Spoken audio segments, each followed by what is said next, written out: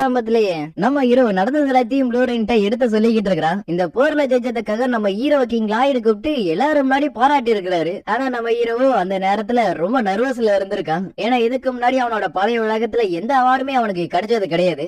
Fluorine என்ன நான் இல்லாத நேரம் பார்த்து சாப்பிட்டு நல்லா வெயிட் போட்ட போல இருக்கு.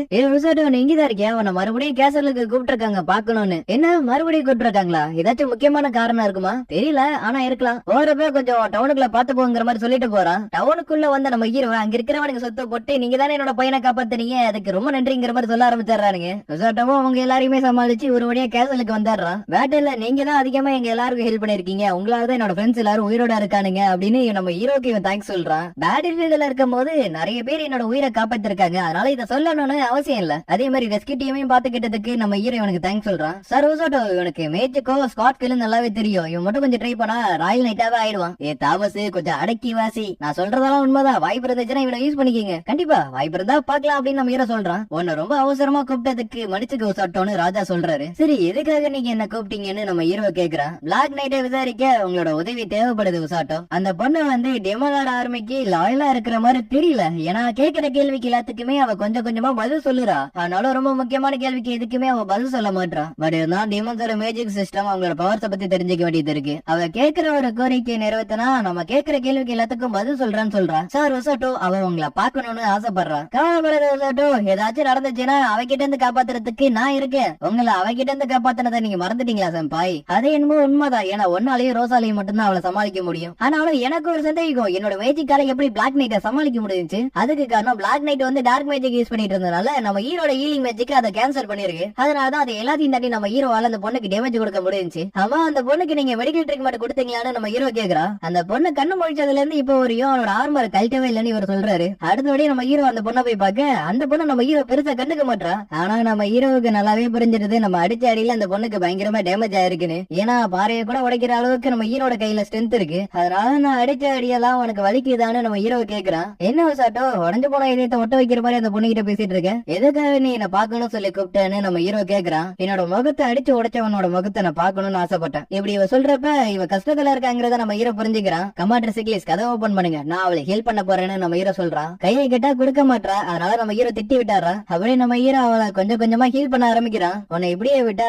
கண்டிப்பா நீ செத்துருவ, உன்னை இந்த மாதிரி விடுறதுக்கு எனக்கு மனசு இல்ல, இதுக்கு முன்னாடி நான் இந்த மாதிரி ஃபீல் பண்ணது கிடையாது, இன்னும் கொஞ்ச நேரம் உன்னோட கையை நான் பிடிச்சிக்கிட்டாங்கிற மாதிரி கேக்குறா. ஆசைப்பட்ட கேக்குறவளுக்கு நான் வேணா நான் சொல்ல போறேன், இன்னைக்கு நான் உனக்கு பர்சனலா ட்ரைனிங் கொடுக்க போறேன். ஏன்னா டிமோகார்ட் ஆர்மி மறுபடியும் சண்டை போறதுக்கா வருவானுங்க, அப்ப நீ எல்லாத்துக்கும் ரெடியா இருக்கணும்னா இப்ப நீ எல்லாத்தையும் கத்துக்க ஆரம்பிக்கிறேன். என்னோட ஹீலிங் மேஜிக்க நான் வந்து லெவலப் பண்ணணும், ஏன்னா ரொம்ப காம்ப்ளிகேட்டா இருக்கிற சிக்கெல்லாம் என்னால ஹீல் பண்ண முடியல, அதெல்லாத்தையும் நீ போக போக கத்துப்ப. ஆனா இப்போதைக்கு அது எல்லாத்தையும் உன்னால கத்துக்க முடியாது, எனக்கு பிசிக்கல் ட்ரைனிங் சொல்லி கொடுக்கறது பதிலா எனக்கு அதை சொல்லி கொடுக்கலாம்ல. ஆனா அவ்வளவு அதெல்லாம் கேட்காம நம்ம ஹீரோக்கு பிசிக்கல் ட்ரைனிங் தான் சொல்லி கொடுப்பேங்கிற மாதிரி இருக்கிறா. கேப்டன் என்ன பண்ண போறீங்க?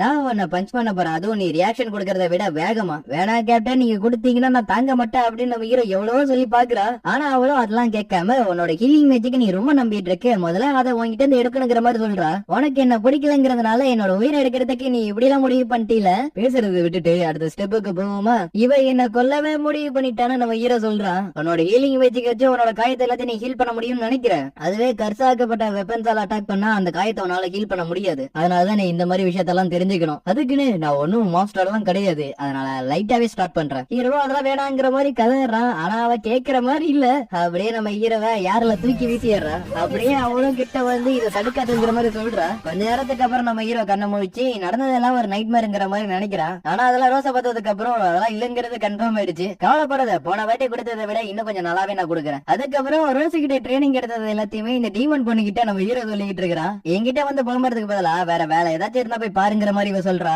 கேப்டன் ஒரு வேலையை வேலை போயிருக்கிறதுனால இன்னைக்கு எனக்கு ட்ரைனிங் கிடையாது, அதனாலதான் நான் உன்னை பாக்குறதுக்காக வந்திருக்கேன். அதாவது இதுக்கப்புறம் நீ என்ன பண்ண போறங்கிற மாதிரி நம்ம ஹீரோ கேக்குறான். நான் இருக்கிற இந்த நிலைமையில நான் அதை பத்தி யோசிக்கலங்கிற மாதிரி சொல்றா. அதுவும் சரிதான், ஆமா நீ மட்டும் ஏன் அப்படின்னு கேட்க வந்தவ ஒண்ணு இல்ல இங்க இருந்து கிளம்பு காத்து ஓட்டுங்கிற மாதிரி சொல்றா. ஹீரோவும் அங்க இருந்து போறப்ப அவன் நம்ம ஹீரோவையே பாக்குறா. ஒரு வேலை லவ் பண்ண ஆரம்பிச்சா போல இருக்கு. எதுக்காக என்ன கூப்பிட்டீங்கன்னு ரோஸ் கேக்குறா. ரோஸ் நான் உங்ககிட்ட ரெண்டு விஷயத்த கேட்கணும்னு அவர் சொல்றாரு. ஆனா அவங்க ரெண்டு பேரும் என்ன பேசிக்கிட்டாங்க அப்படிங்கறத நமக்கு காமிக்கல. நடந்த எல்லாத்தையும் நினைச்சு பாத்துக்கிட்டே நம்ம ஹீரோ நடந்து போயிட்டு இருக்கிறப்ப கசிகிய பாக்குறான். சார் ரோசாட்டோ நீங்களா அப்படின்னு பிரிந்த சிலியா கேக்குறா. என்ன கசிகி ட்ரைனிங் எடுத்துட்டு இருக்கானா? ஆமா நான் எவ்வளவு சொல்லி பார்த்தேன், ஆனா அவர் தான் கேட்காம ட்ரைனிங் மேல ட்ரைனிங் எடுத்துட்டு இருக்காரு. ட்ரைனிங் அப்ப சப்போர்ட் பண்றதுனா இப்படிதான் இருக்குமான்னு நம்ம ஹீரோ பாக்குறான். ஏன்னா நம்ம ஹீரோ ரோஸ் டார்ச்சர் தான் பண்ணிருப்பான். இருப்பா. செம்பா என்கிட்ட சொன்னாங்க, நீ பிளாக் நைட்டே அனுபவிச்சிட்டியாம. அதெல்லாம் அப்படி இல்லங்கிற மாதிரி நம்ம ஹீரோ சொல்றான். அதே மாதிரி பிரின்சஸும் நீங்க பிளாக் நைட்டை தோக்கடிச்சதுனால எங்க அப்பா உங்களை ரொம்ப நம்ப ஆரம்பிச்சிட்டாரு. டீமன் லார்ட் ஆர்மி கூட இப்ப பின் வாங்கிட்டானுங்க. இது எல்லாத்துக்கும் காரணம் நீங்க தான். நீங்க இருந்தனால தான் நிறைய பேரோட உயிரை காப்பாத்த முடிஞ்சிச்சு. சரியா சொல்றேன். ஏன்னா உசாட்ட மட்டும் இல்லனா நானும் போய் சேர்ந்திருப்பேங்கிற மாதிரி வாயை கொடுத்து மாட்டிக்கிறான்.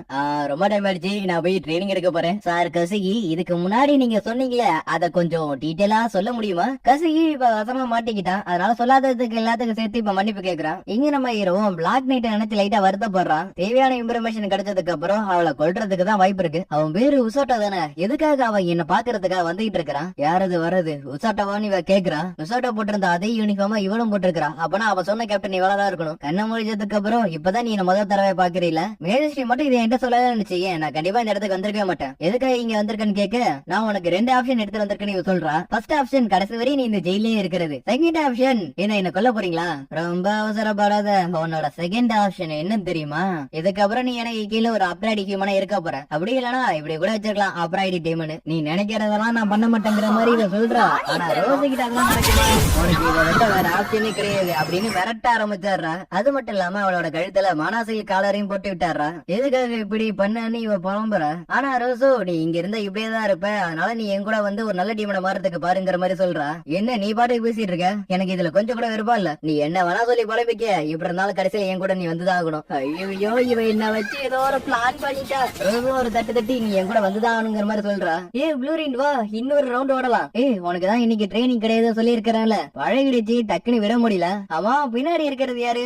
அவளை நீ கடத்திட்டியான்னு நம்ம ஹீரோ கேக்குறான். சும்மா சும்மா என்ன அடிக்கிறத விட்டுட்டு முதல்ல இவளை எதுக்காக தூக்கிட்டு வந்தேன்னு சொல்லு. இன்னையில இருந்து இவளு ஒரு ரெஸ்கியூ டீமோட ஒரு ரன்னரா இருக்க போறா. ஒரு டீமனுக்கு ட்ரைனிங் கொடுக்கறது ஃபன்னா இருக்க போகுது. இவளோட மேஜைக்கு காலர் போட்டு சீல் பண்ணியாச்சு. அதனால நீ பெருசா இது பயப்பட தேவல. ஆல்சோ உனக்கு என்ன ட்ரைனிங் கொடுத்தாலோ அதே தான் இவளுக்கும் கொடுக்க போறேன். கேட்ட ஹீரோவும் ரொம்ப பாவமா பாக்குறா. உன்னை நினைச்சாலே எனக்கே ரொம்ப பாவமா இருக்கு இப்படின்னு சொல்லவோ அவளுக்கு புரிஞ்சிருது. புதுசா வந்த நியூபி இப்ப எப்படி நடந்துக்கிறா. ஆரம்பத்துல அவ எல்லாத்தையும் கம்ப்ளைண்ட் பண்ணிட்டு இருந்தா. ஆனா இப்ப குளிச்சதுக்கு அப்புறம் அவ அமைதியாயிட்டா. இந்நேரம் அவ அவளோட ரூம்ல தூங்கிட்டு இருப்பான்னு நினைக்கிறேன். இப்போதைக்கு அவ எதுவுமே தெரிஞ்சுக்காம இருக்கிறா. பட் எப்ப ட்ரைனிங் ஆரம்பிக்குதோ அப்ப இருந்து அவ எல்லாத்தையும் தெரிஞ்சுப்பான்னு நினைக்கிறேன். சரி, என்ன வேலையா நீ என்ன கூப்பிட்டேன்னு நம்ம ஹீரோ கேக்குறான். டீமனோட அருமை சீக்கிரமா இவங்களை அட்டாக் பண்றதுக்கு ஏகப்பட்ட வாய்ப்பு இருக்கிறதுனால வேரியபிள் ஆக்ஷன்ஸ் எல்லாத்துக்கும் இந்த விஷயத்த சொல்லி ஒரு கூட்டணியை உருவாக்கணுங்கிற மாதிரி சொல்றாரு. ஹீரோ சுதனி, ஹீரோ கசகி அவங்க கூட நீயும் போற உசாட்டோ. எது நானாங்கிற மாதிரி நம்ம ஹீரோ ஷாக் ஆகுறான். ஒன்னால இந்த மிஷினை முடிக்க முடியுங்கிறத மேதஸ்ரீ ரொம்ப நம்புறாரு. ஏன்னா இதுலதான் ராஜ்யத்தோட விதியே இருக்கு. இன்னும் கொஞ்ச நேரம் உனக்கு டைம் இருக்கு இங்க இருந்து போறதுக்கு. அதுக்கப்புறம் அடுத்த நாள் காலையில 2 பொண்ணுங்க வந்து நம்ம ஹீரோக்கு விஷ் பண்ணதுக்கு உங்களோட வேலையை நீங்க நல்லா பாருங்கன்னு. தம்பி எல்லாம் இப்படிதான் நடக்கும், அதனால பெருசா எடுத்துக்காத. இந்த ராஜ்யத்துல இருக்கிறவங்க எல்லாரும் ரொம்ப நல்லவங்களா இருக்கிறாங்க அப்படின்னு நினைச்சிட்டு போயிட்டு இருக்கிறப்ப